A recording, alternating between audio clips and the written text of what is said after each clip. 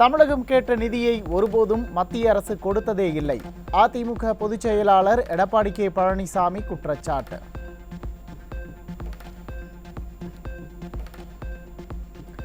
வெள்ளம் உட்பட எதற்கும் மாநில அரசு கேட்ட நிதியை மத்திய அரசு கொடுப்பதே இல்லை. மத்திய காங்கிரஸ் அரசில் திமுக அங்கம் வகித்த போதும் நிவாரணத் தொகையை கொடுத்ததில்லை என அதிமுக பொதுச் செயலாளர் சாடல். நிவாரணம் இருக்கு, பாலம் உடைஞ்சு போயிட்டா கட்டுறது, இப்படி இது என்டிஆர்எஃப். அதில் இது வந்தால் அதுக்கு தொகை கொடுப்பாங்க, இல்லைன்னா கொடுக்க மாட்டாங்க. என்டிஆர்எஃப்ல அதுக்குன்னு ஒரு வரைமுறை வச்சிருக்கிறாங்க. அதில் எவ்வளவு இடம் பெறுகின்றதோ அந்த என்டிஆர்எஃப்ல எவ்வளவு தொகை கொடுக்க முடியுமோ அதைத்தான் கொடுப்பார்கள். இது இந்திய அளவில் பூரா ஒரே மாதிரி தான் இருக்குது. அதனால மாநில அரசு கேட்ட நிதியை இதுவரை மத்திய அரசு கொடுத்ததில்லை. அது அவர்கள் ஆட்சி அதிகாரத்தில் திராவிட முன்னேற்ற கழகம் ஆட்சி அதிகாரத்தில் இருக்கும் போதே மத்தியில் கேட்ட நிதி கிடைக்கும்.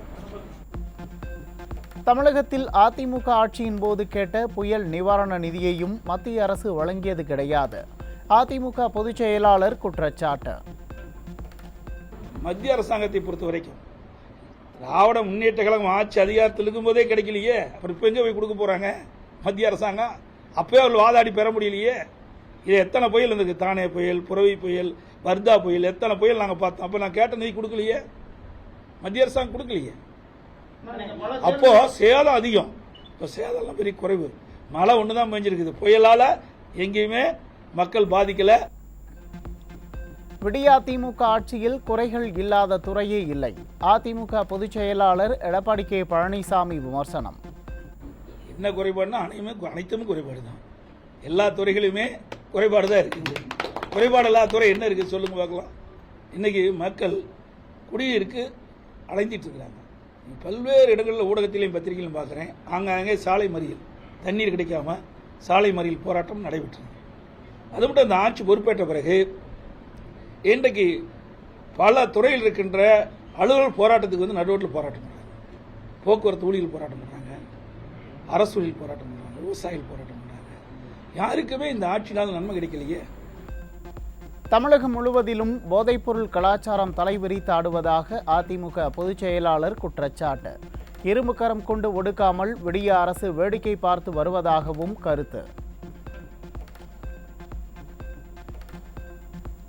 பாஜக ஆளும் குஜராத் மற்றும் ராஜஸ்தானில் 300 கோடி ரூபாய் மதிப்பிலான போதைப்பொருள் பிடிபட்டது.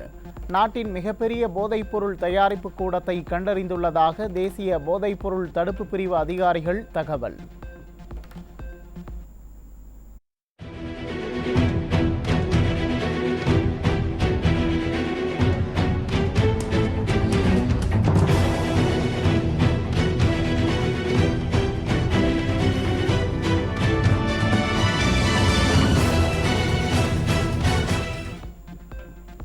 கோவில்பட்டி வழியாக சரக்கு வாகனத்தில் கடத்தி சென்ற 470 கிலோ பான் மசாலா, குட்கா போதைப் பொருட்கள் பிடிபட்டது.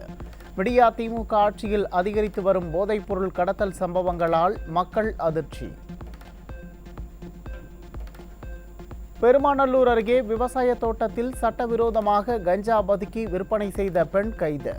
தமிழகம் முழுவதும் பரவியுள்ள கஞ்சா போதைப்பொருள் விற்பனையை கட்டுப்படுத்த முடியாமல் திணறும் போலீசார். தமிழகத்தில் போதைப் பொருளால் இளைய சமுதாயம் மோசமான அழிவுக்கு சென்று கொண்டிருக்கிறது. அதிமுக பொதுச் செயலாளர் வேதனை. ஒரு நாடு பின்னோக்கி போன இன்னைக்கு தமிழ்நாடு பின்னோக்கி சென்று கொண்டிருக்கிறது. இன்றைக்கு அனைத்து இந்திய அண்ணா திராவிட முன்னேற்ற கழகம் சட்டத்தின் ஆட்சி நடைபெற்றது. எங்கே தவறு நடந்தாலும் உடனுக்குடன் நடவடிக்கை எடுத்து அதை தடுத்து நிறுத்தப்பட்டது. போதைப்பொருள் விற்பனை கட்டுப்படுத்தப்பட்டது. இன்றைக்கு வெளிமாநிலத்திலிருந்து சர்வசாதாரணமாக தமிழகத்துக்கு கொண்டு வந்து போதைப் பொருள் விற்பனை செய்கிறாங்க. அதை தடுக்க இந்த அரசால் கையிலாகாத அரசாகத்தான் இன்றைக்கு பார்க்கப்படுகிறது.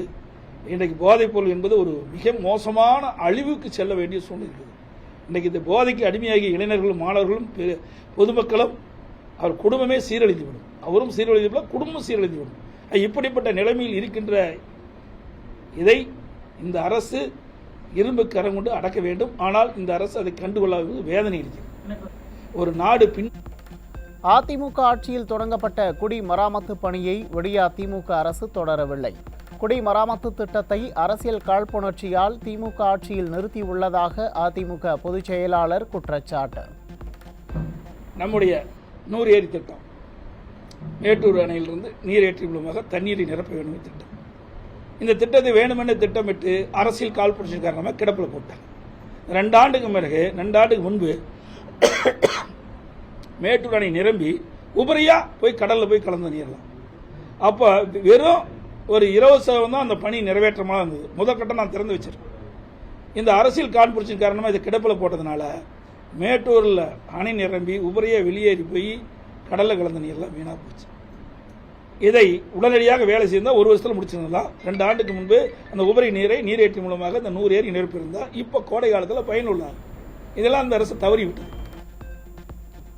சேலம் மாவட்டம் எடப்பாடியில் அதிமுக சார்பில் நீர்மூர் பந்தல் திறப்பு. கழக பொதுச் செயலாளர் எடப்பாடி கே பழனிசாமி திறந்து வைத்தார். ஆட்சியில் இருந்தாலும் இல்லாவிட்டாலும் மக்களுக்கு உதவும் ஒரே இயக்கம் அதிமுக மட்டுமே என முன்னாள் அமைச்சர் SP வேலுமணி பெருமிதம். நாடாளுமன்ற தேர்தலில் 40 தொகுதிகளிலும் அதிமுக வெற்றி பெறும் எனவும் உறுதி. இன்றைக்கு எந்த நேரத்திலும் மக்களுக்கு ஒரு பிரச்சனை என்றால் அதை தீர்க்கக்கூடிய கட்சி அதிமுக. இன்றைக்கு மக்களுடைய எதிர்பார்ப்பு, மக்களுடைய நம்பிக்கை, தமிழ்நாட்டுடைய எதிர்காலம் எடப்பாடியார் அவர்கள்தான். இன்றைக்கு எப்போ சட்டமன்ற தேர்தல் வந்தாலும் கண்டிப்பாக முதலமைச்சர் வருவார். கண்டிப்பாக வருகின்ற நாடாளுமன்ற தேர்தலில் கண்டிப்பாக முடிவுகள் தெரிஞ்சதும். தமிழ்நாட்டில் கோடை வெயில் வாட்டி வதைக்கும் நிலையில் அதிமுக சார்பில் நீர்மூர் பந்தல்கள் அதிமுக முன்னாள் அமைச்சர்கள் மற்றும் நிர்வாகிகள் திறந்து வைத்தனர். சென்னை திருவொற்றியூரில் பொதுமக்களின் தாகம் தீர்க்க அதிமுக சார்பில் வைக்கப்பட்ட தண்ணீர் பந்தல் விடியா திமுகவினரின் தூண்டுதலால் அகற்றம். விடியா திமுகவினரை கண்டித்து முன்னாள் MLA குப்பன் தலைமையில் அதிமுகவினர் சாலை மறியல் போராட்டம்.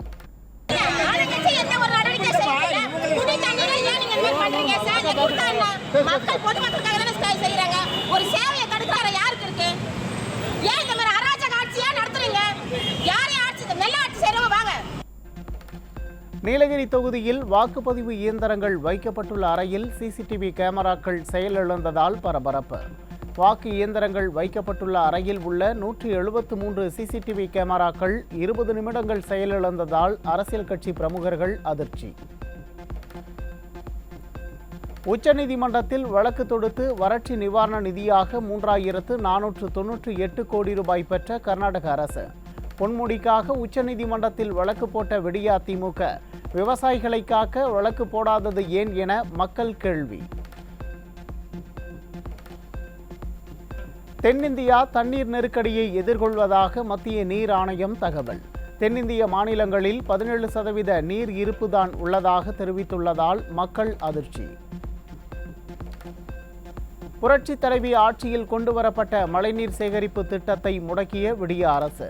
புரட்சி தமிழர் எடப்பாடி கே பழனிசாமி ஆட்சியில் செயல்படுத்தப்பட்ட குடிமராமத்து பணிகளையும் முடக்கியதால் தமிழகத்தை சூழும் வறட்சி. நீலகிரி மாவட்டம் குன்னூரில் கடும் வெயிலால் வறண்டது ரேலியா அணை. நீர் ஆதாரமாக விளங்கும் அணை வறண்டதால் குன்னூரில் குடிநீர் தட்டுப்பாடு ஏற்படும் அபாயம். சிவகங்கை மாவட்டம் நாட்டாக்குடி கிராமத்தில் கடும் வறட்சி, குடிநீர் பஞ்சத்தால் பரிதவிக்கும் மக்கள். தண்ணீர் பிரச்சனையால் கிராமத்து இளைஞர்களுக்கு பெண் தர மறுப்பதாகவும் கிராம மக்கள் ஆதங்கம். வந்துட்டு இந்த மாதிரி பொண்ணு பாக்குறவங்க கூட ஒண்ணுமே கொடுக்க மாட்டாங்க. அதனால ரொம்ப இதா இருக்கு. மாப்பிள்ளை படிச்ச மாப்பிள்ளை பாதி பேர் வந்துட்டு இந்த ஊர்ல இருந்து ஊரை காலி பண்ணி அதனால தனியா சிவகங்கை போய் இடமெல்லாம் வாங்கி ஏற்பாடு பண்ண வேண்டியதா இருக்கு. இந்த ஊர்ல ஒரு வசதியுமே இல்லை. சர் PT தியாகராயரின் 173வது பிறந்த நாளை முன்னிட்டு அதிமுக சார்பில் மரியாதை. முன்னாள் அமைச்சர் ஜெயக்குமார் மற்றும் கழக நிர்வாகிகள் மரியாதை செலுத்தினர்.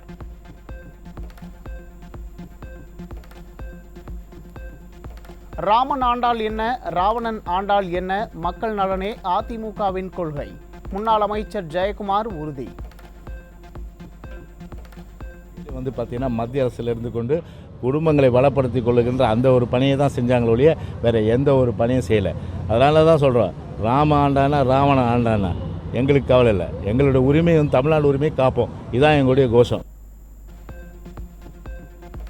2.0 திட்டத்தின் கீழ் சென்னையில் 500 கோடி ரூபாய் செலவில் போடப்பட்ட தரமற்ற சாலைகள் குறித்து மாநகராட்சி நிர்வாகம் பதில் சொல்ல வேண்டும்.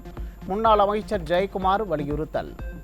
ஒரு சாலை தரமாக அமைக்கப்பட வேண்டும் தான் ஒட்டுமொத்த எண்ணமும் கூட. ஆனால் மலைக்கே பார்த்தீங்க நீங்கள், எல்லா சாலைகளும் பிச்சுட்டு போயிடுச்சு. இப்படி 500 கோடி ரூபாய் அளவுக்கு முறைகள் நடந்ததாக இன்றைக்கு ஒரு தகவல் இன்றைக்கி சென்னையிலும் சரி, அதே போல் இன்றைக்கு சமூக வலைதளங்கள் உலா வருகின்ற சூழ்நிலையில் மாநகராட்சி விளக்க மக்களுக்கு தர வேண்டிய பொறுப்பு இருக்கின்றது.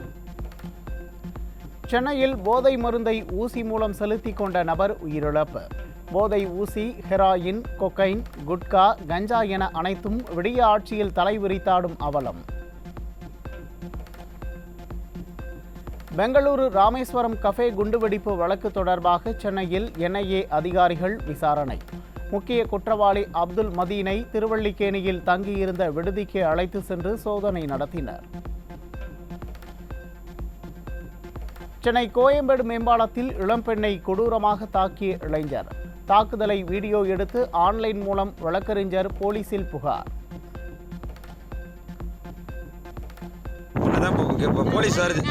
போலீஸ் வருது முடியா முதல்ல டேய் முடு.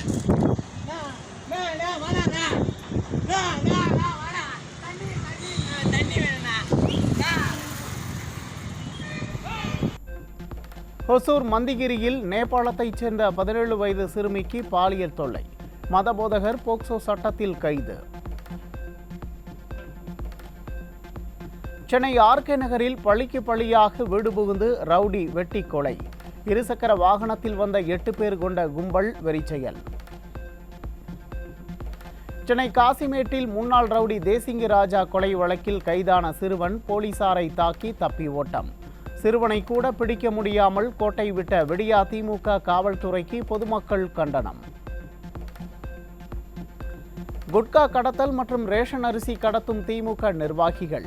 தென்காசி திமுக மாவட்ட ஊராட்சி தலைவியின் கணவர் குட்கா கடத்தி கைதான நிலையில் கட்சியிலிருந்து நீக்கி பொம்மை முதல்வர் ஸ்டாலின் நாடகம். திமுகவைச் சேர்ந்த தென்காசி மாவட்ட ஊராட்சி தலைவியின் கணவர் சுபாஷ் சந்திரபோஸ் குட்கா கடத்திய வழக்கில் கைது. விடியா திமுகவினரே போதைப்பொருள் கடத்தலில் ஈடுபடுவதால் போதைப்பொருள் நடமாட்டத்தை கட்டுப்படுத்த முடியாமல் திணறும் காவல்துறை. பெங்களூரில் இருந்து சேலத்திற்கு லாரியில் கடத்தி வரப்பட்ட சுமார் 3 லட்சம் ரூபாய் மதிப்புள்ள குட்கா பொருட்கள் கண்டுபிடிப்பு. லாரி புக்கிங் நிறுவனத்தை நடத்தி குட்கா உள்ளிட்ட போதைப் பொருட்களை கடத்தி விற்பனை செய்தது அம்பலம். தூத்துக்குடியில் இருவேறு பகுதிகளில் கஞ்சா விற்பனையில் ஈடுபட்டதாக 3 பேர் கைது. விடியா திமுக ஆட்சியில் கஞ்சா போதைப் பொருள் விற்பனை அதிகரித்துள்ளதாக மக்கள் குற்றச்சாட்டு. ஜாஃபர் சாதிக் தென்காசி திமுக மாவட்ட பஞ்சாயத்து தலைவரின் கணவர் என அடுத்தடுத்து கைதான திமுக நிர்வாகிகள். கைதானதற்கு பின் கட்சியில் இருந்து நீக்கும் பொம்மை முதல்வருக்கு கட்சியை கூட ஒழுங்காக நடத்த தெரியவில்லையா என மக்கள் கேள்வி. சென்னை புது வண்ணாரப்பேட்டையில் சாலையில் நடந்து சென்ற நபருக்கு அரிவாள் வெட்டு. கஞ்சா போதையில் கொடூரத்தை நிகழ்த்திய சிறுவன் உட்பட 3 பேர் போலீசாரால் கைது. செங்கல்பட்டு மாவட்டம் மதுராந்தகம் அருகே மனநலம் பாதிக்கப்பட்ட பெண் கூட்டு பாலியல் வன்கொடுமை செய்யப்பட்ட கொடுமை. மதுபோதையில் பாலியல் பலாத்காரம் செய்த 3 பேர் கைது. முக்கிய குற்றவாளி தலைமறைவு. மருத்துவர்களின் தவறான சிகிச்சையால் பிரசவத்தின் போது இளம்பெண் உயிரிழந்ததாக புகார். மருத்துவர்களை கண்டித்து முண்டியம்பாக்கம் அரசு மருத்துவமனை எதிரே உறவினர்கள் சாலை மறியல் போராட்டம்.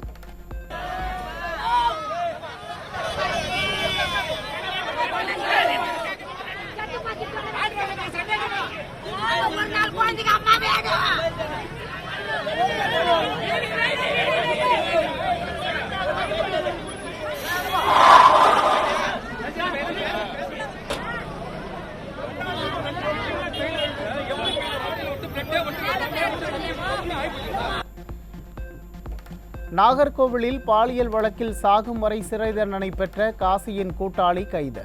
துபாயில் இருந்து சென்னை வந்த ராஜேஷ் சிங்கை கைது செய்த போலீசார். சென்னையில் பழுதாகி இருக்கும் பக்கிங்ஹாம் கால்வாய் மதகுகள். மழை வெள்ளம் தேங்காது என கூறி 4000 கோடி ரூபாய் செலவு செய்து வீணடித்ததாக விடியா திமுக அரசு மீது மக்கள் குற்றச்சாட்டு. கடலூர் மாவட்டத்தின் நீர் ஆதாரமாக விளங்கும் வீராணம் ஏரி வறட்சியால் விளையாட்டு மைதானமாக மாறிய அவலம். பாலைவனமாக மாறுவதற்குள் வீராணம் ஏரியை விடிய அரசு தூர்வாரிட வேண்டும் என மக்கள் வலியுறுத்தல்.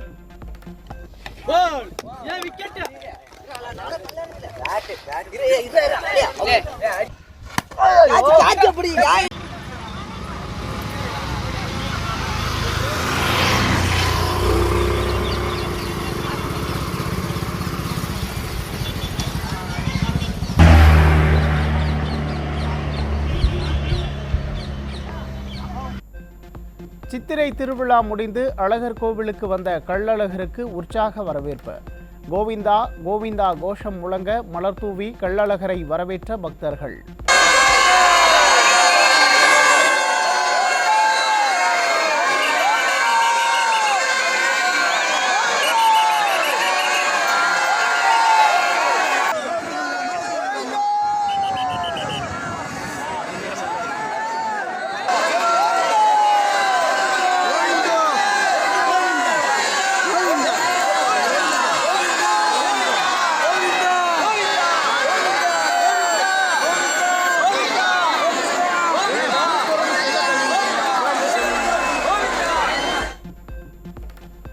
சென்னை திருவல்லிக்கேணி பார்த்தசாரதி கோவிலில் பிரம்மோற்சவத்தை முன்னிட்டு விமரிசையாக நடைபெற்ற நாச்சியார் வீதி உலா.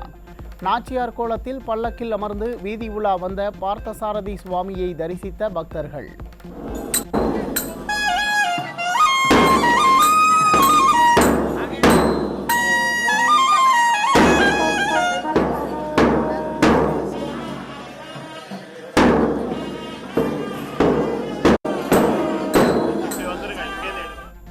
ஹெலிகாப்டரில் இருக்கையில் அமர சென்றபோது தவறி கீழே விழுந்த மம்தா பானர்ஜி. பதற்றமடைந்த மேற்கு வங்க அரசு அதிகாரிகள்.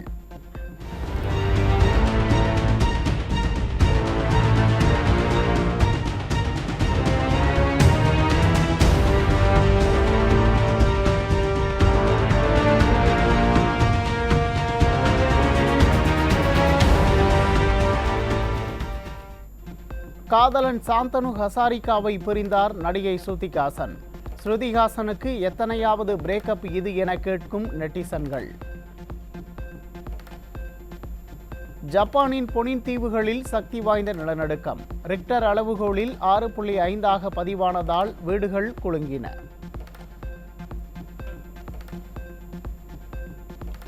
இந்திய பெருங்கடல் பகுதியில் சக்தி வாய்ந்த நிலநடுக்கம்.